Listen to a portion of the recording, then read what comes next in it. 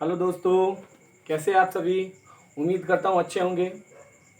आज हम लोग वीडियो बना लेके आए हैं आप लोगों के लिए UPSC and BPSC prelims plus mains. ये यूपीएससी एंड बीपीएससी के प्री और मेंस दोनों में कहाँ से क्वेश्चन आता है, पर्यावरण एवं पारिस्थितिकी से। तो आज हम लोग इसका फर्स्ट चैप्टर पढ़ेंगे और इसमें हम लोग बातें करेंगे जो शॉर्ट में इम्पोर्टेंस लाइन है उसी के बारे में वही पढ़ेंगे।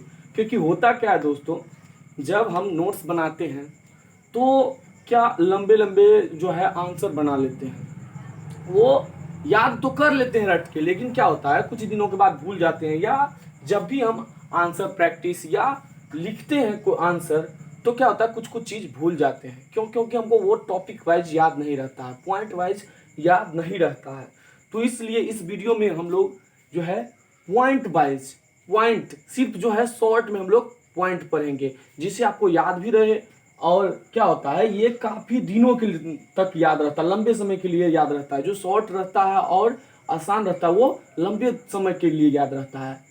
तो आज हम लोग फर्स्ट चैप्टर पढ़ेंगे पर्यावरण एवं सतत विकास।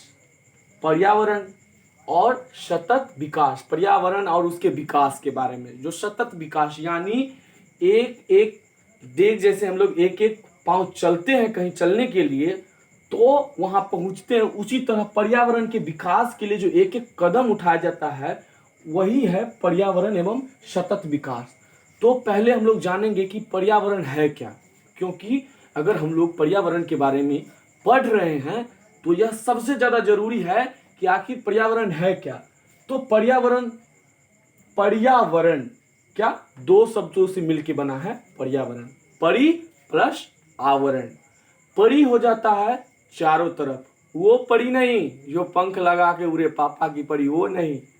परी मतलब होता है हमारे चारों ओर, चारों ओर। और आवरण का मतलब होता है वस्त्र या ढका हुआ। आवरण अगर हम बोलते हैं तो बोलने से ही मालूम चलता है आवरण यानी किसी चीज की परत। कोई भी चीज अगर ढका हुआ है तो किसी चीज से ढका हुआ है, किसी चीज से घिरा हुआ है। अगर हम यहाँ है खड़े तो मेरे चारों तरफ क्या है, हाँ दीवार है, दीवार है, ये यहाँ का आवरण है। और यहाँ देखे तो हम चारों तरफ से वायु से घिरे हुए हैं, समझे। तो परि प्लस आवरण, हमारे चारों तरफ का जो आवरण है वही क्या है, पर्यावरण है। अगर सामान्य परिभाषा में हम इसको जाने तो पृथ्वी पर पाए जाने वाले भूमि, जल, वायु, पेड़ पौधे एवं जीव जंतुओं का समूह जो हमारे चारों ओर है सामूहिक रूप से पर्यावरण है। यानी हमारे तरफ जो है जल है, वायु है, पृथ्वी है, पेड़ है, पौधा है, पक्षी है, जानवर है, यहाँ तक कि मनुष्य है, सभी जो है पर्यावरण का अंग है। तो हम ये कह सकते हैं कि हमारे चारों तरफ जो भी कुछ है वह पर्यावरण है। तो ये जो है सामान्य परिभाषा है। तो इसे देखिए हमको 3 लाइन याद करना पड़ेगा जो सामान्य परिभाषा है। यानी कि पृथ्वी पर पाए जाने वाले जो भी चीज है, यानी भूमि है, जल है, वायु है, पेड़ है, पौधा है, जीव है, जंतु है, ये सभी है जो पर्यावरण का परिभाषा या संज्ञा है। लेकिन यहाँ देखिए अगर हम शॉर्ट में इसे समझे तो क्या है, पर्यावरण, परि जो आवरण, यानी हमारे चारों ओर जो भी कुछ है वही है पर्यावरण। अब जानते हैं कि जीवों के चारों ओर घिरा हुआ आवरण। तो जैसे हम बताएं कि हम भी एक जीव हैं, मनुष्य हैं। तो हमारे तरफ जो भी कुछ है, यहाँ घर है पीछे में, इस घर के पीछे क्या है, खलिहान है, खेत है, पेड़ पौधे हैं, जंगल है, सभी पर्यावरण के अंग है। तो जीवों के चारों ओर से घिरा हुआ आवरण को ही पर्यावरण कहते हैं। अब जानते हैं कि पर्यावरण के मुख्य संघटक क्या है। पर्यावरण के मुख्य संघटक क्या है यानी अंग क्या है, तो भौतिक है। पर्यावरण के संघटक क्या है, भौतिक है, जैविक है और ऊर्जा है। अब भौतिक में जानेंगे, भौतिक के 3 अंग है, स्थल है, वायु है, जल है। यानी कि पर्यावरण के जो भौतिक अवस्था है इसके भी 3 रूप हैं, जल, वायु, स्थल। अगर हमको स्थल के बारे में प्रश्न आता है तो हम स्थल के बारे में जानते हैं और लिख भी सकते हैं, क्योंकि हम स्थल पे रह रहे हैं, स्थलीय प्राणी हैं। तो यहाँ आपको शॉर्ट में अगर आपको टॉपिक वाइज याद रहेगा तो दिक्कत नहीं होगी। वायु है, जल है, इसके बारे में अगर आपको कोई पूछे तो ऐसा हो ही नहीं सकता कि आप जवाब नहीं दे सकते हैं, क्योंकि ये आपके जीवन से जुड़ी हुई है। ये तीनों आपके लिए बहुत ही जरूरी है। पहला तो आप रहते हैं स्थल पे, तो इसके बिना तो लाइफ इज नॉट पॉसिबल। सो हम कह सकते हैं कि ये तीनों चीज जो है, इसके बिना जीवन की कल्पना करना असंभव है, क्योंकि स्थल के बिना रह ही रह सकते, वायु के बिना तो हम क्षण भर नहीं रह सकते, एक सेकंड नहीं रहना, एक सेकंड सांस बंद कर लिए उससे नहीं होता है।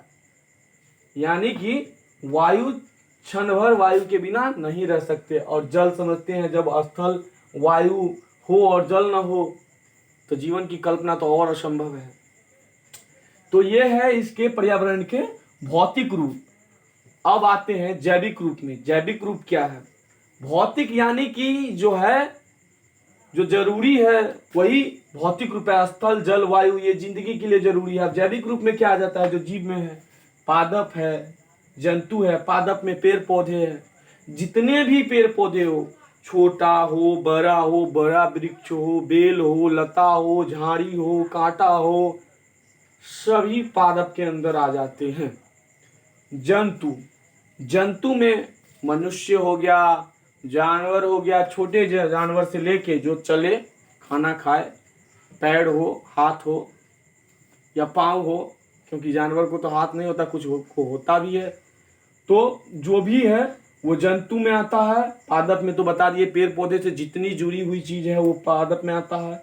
अब सूक्ष्म जीव, कुछ सूक्ष्म जीव है जिसे हम नंगी आंखों से नहीं देख पाते हैं, वो भी है पर्यावरण के ही अंग है, क्योंकि वो पर्यावरण में है और वो उसके लिए भी ये जरूरी है। स्थल जरूरी है, वायु जरूरी है, जल जरूरी है, वो भी इसके बिना जीवित नहीं रह सकता।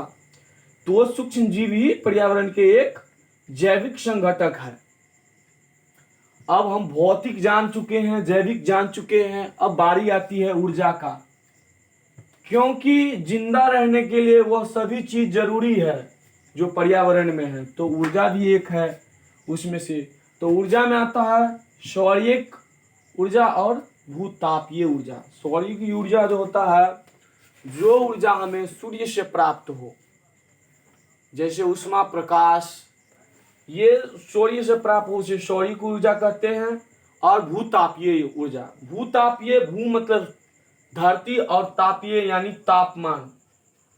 तो धरती का जो तापमान होता है वही भूतापीय, जो ऊर्जा हमें धरती के तपने से प्राप्त हो, उस ऊर्जा को हम भूतापीय ऊर्जा कहते हैं। अब आते हैं, अगर पर्यावरण है तो इसको नुकसान करने वाला भी होगा। तो आते हैं पर्यावरण संरक्षण अधिनियम 1986। संरक्षण, संरक्षण का मतलब होता है रख रखाव, देख रेख। क्योंकि पर्यावरण में जब हम आपको बताए हैं कि इसमें पेड़ पौधा है, जीव जंतु है, तो मनुष्य क्या है, अपने खुद के फायदे के लिए अगर मनुष्य को भी मारना पड़े तो वह दया नहीं दिखाता है। तो वो तो पेड़ पौधे हो या जीव जंतु हो तो अलग चीज है। तो होता क्या है, बहुत से कारणों से पर्यावरण का क्या होता है, क्षरण होता है, नुकसान होता है। तो इसको पर्यावरण को बचाने के लिए जो अधिनियम आया था, उसको पर्यावरण संरक्षण अधिनियम 1986 के अंतर्गत आया था। इसमें जो है किसी जीव के चारों तरफ घिरे भौतिक एवं जैविक दशाएं। अब किसी जीव के चारों तरफ घिरे भौतिक एवं जैविक दशाएं, यानी भौतिक के अंतर्गत अगर हम जीव हैं, एक मनुष्य जीव हैं, तो हमारे चारों तरफ क्या है, भौतिक में स्थल हुआ, वायु हुआ, जल हुआ। और जैविक, हमारे तरफ भी पादप है, हमारे अगल बगल में घिरे हुए हैं हम लोग, पादप से घिरे हुए हैं। जंतु से हैं, जीव जंतु हैं, मनुष्य है, हमारे चारों तरफ जानवर है, सूक्ष्म जीव भी है, हम नहीं देख पा रहे हैं, वायरस है, कीटाणु है, जीवाणु है, ढेर सारा है, कवक है, इस सब को हम नहीं देख पा रहे हैं, लेकिन हम जो घिरे हुए हैं उसके चारों तरफ से वो है। इसीलिए कहा गया है जीव, किसी जीव के चारों तरफ घिरे भौतिक एवं जैविक दशाएं और उनके साथ अंतःक्रिया। जब हम जानते हैं कि अगर पर्यावरण का अंग है, हम जीव पर्यावरण का अंग है, पादप पर्यावरण का अंग है, सूक्ष्म जीव पर्यावरण का अंग है, भौतिक जो स्थल वायु जल पर्यावरण का अंग है, ऊर्जा में भी ये पर्यावरण का अंग है, तो हम सब क्या है, एक अंतःक्रिया से जुड़े हुए हैं। जैसे मैंने आपको पहले ही बता दिया है कि किसी एक के बिना जीना संभव नहीं है। तो हम जो है जीव जंतु जितना भी है, पादप हो, जंतु हो, जल हो, वायु, जितना चीज हो, एक दूसरे से अंतःक्रिया के साथ जुड़े हुए हैं। अगर इसका क्षरण होता है तो इसका संरक्षण जो है पर्यावरण संरक्षण अधिनियम 1986 के अंतर्गत सुरक्षा प्रदान किया जाता है। इसमें कई प्रावधान है जंगल को बचाने के लिए। जीव जंतु में कई जानवर है जिसे पैसे के लिए, बिजनेस के लिए मार दिया जाता है, उसको बचाने के लिए जंगल में कई तरह के दुर्लभ जड़ी बूटी है, पेड़ पौधे हैं, जैसे चंदन है, इस सब की क्या है, अंधाधुंध कटाई होती है। कुछ वृक्ष ऐसे भी है जिसका फर्नीचर के लिए यूज होता है, वह काफी मतलब कॉस्टली होता है, इसलिए क्या होता है, लोग उसे काटते हैं, चोरी करके काटते हैं, उसे बेच देते हैं। इससे क्या होता है, पर्यावरण में क्षरण होता है। अगर हम पेड़ काट देते हैं, बड़ा वृक्ष काट देते हैं जो 200 साल में, 100 साल में बड़ा हुआ है, उससे कितना ऑक्सीजन निकलता है, उस पर कितना पक्षी का वास होता है, कितना का घर होता है, और जंगल हरा भरा लगता है। अगर हम उसे काट लेते हैं तो उसका क्या होता है, पर्यावरण में क्षरण होता है, पर्यावरण में हानि होता है। तो उसी को बचाने के लिए पर्यावरण संरक्षण अधिनियम 1986 आया था। अब जानते हैं पर्यावरण विविध पक्ष। पर्यावरण के विविध पक्ष क्या है, जलवायु में परिवर्तन। देखिए, भौतिक अवस्था में स्थल वायु जल जान चुके हैं, तो अब देखते हैं पर्यावरण में विविध पक्ष है, जलवायु में परिवर्तन। हम अगर इस वातावरण में, इस पर्यावरण में रह रहे हैं तो हमारे साथ जलवायु में भी परिवर्तन होता है। कभी हम जीव जंतु पादप को सर्दी का सामना करना पड़ता है, कभी ज्यादा गर्मी का सामना करना पड़ता है, कभी ज्यादा बारिश का भी सामना करना पड़ता है। तो ये है पर्यावरण के विविध पक्ष है। ये जलवायु में परिवर्तन होता रहेगा और ये होता भी है, हम सभी जानते हैं। अब है मृदा प्रकार। जब यहाँ देखें भौतिक अवस्था है मृदा स्थल, तो मृदा में कई प्रकार के होते हैं। लाल मिट्टी होता है, भूरा मिट्टी होता है, गुनगुना मिट्टी होता है, पीली मिट्टी होती है, काली मिट्टी होती है, रेगिस्तानी मिट्टी होती है, बलुआई मिट्टी होती है, चिकनी मिट्टी होती है। मिट्टी में कई प्रकार है, तो यह सब पर्यावरण के विविध पक्ष में आ जाता है। तो मृदा प्रकार जान चुके हैं हम लोग। अब स्थलाकृति में अंतर। अब स्थल यहां भी है और यहां भी है, मृदा यहां भी है, और स्थल से आप जब बात करते हैं स्थल में तो मृदा आ ही जाती है। तो अब वहां जो लिखा गया स्थलाकृति में अंतर, वो क्या है? स्थल यानी मृदा चलिए मृदा ठीक है, जहां हम लोग कृषि करते हैं, मिट्टी है, उसे मृदा कहते हैं। स्थल क्या है? स्थल में अंतर। स्थल कुछ मैदानी इलाका होता है जो सपाट होता है, कुछ इलाका जो होता है पठारी इलाका होता है, ऐसे इलाका होता है, कुछ इलाका होता है पहाड़ीदार होता है, ऐसे होता है। तो स्थल में अंतर होता है। क्या होता है? स्थल में अंतर होता है। कई जगह ऐसा है जो पूरा रेगिस्तान ही है, बालू बालू ही है। तो इस तरह हम समझ सकते हैं कि स्थल में भी अंतर होता है। अगर आप चाहते हैं कि इसको नोट करें तो नोट कर सकते हैं। बहुत ही शॉर्ट में मैंने आपको समझाया है। हाँ, बताया ज़्यादा जरूर है, एनालिसिस किया है, लेकिन ये जो है आपको शॉर्ट समझने के लिए बहुत ही कम मात्रा में है। आप इसे लिखकर याद भी कर सकते हैं।